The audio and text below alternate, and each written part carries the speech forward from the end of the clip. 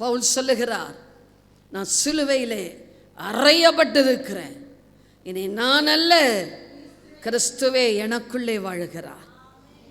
முதலாவது இயேசு என் மீது அன்பு கூர்ந்தார்.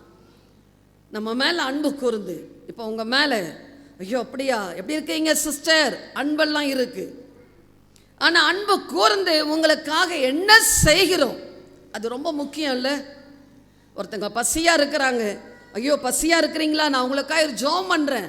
இல்லை, அந்த பசிக்கு ஒரு ஆகாரம் கொடுத்து அனுப்பும் பொழுது அவங்களுக்கு இன்னும் மனசு நிம்மதியாயிடும், திருப்தியாயிடும். அதே போல தான் ஆண்டவர் என் மீது அன்பு கூர்ந்தார். எல்லாம் கரெக்ட். அந்த அன்பு கூர்ந்ததை ஒரு பெரிய ஒரு காரியத்தில் செய்து காண்பித்தார். என்னன்னா, அவர் உயிரையே எனக்கு கொடுத்தாருங்க. அவர் உயிரையே எனக்காக கொடுத்தார், உங்களுக்காக கொடுத்திருக்கிறார். ஒவ்வொரு ஆத்துமாக்களுக்காக தம்முடைய இரத்தத்தை சிந்தி இருக்கிறார்.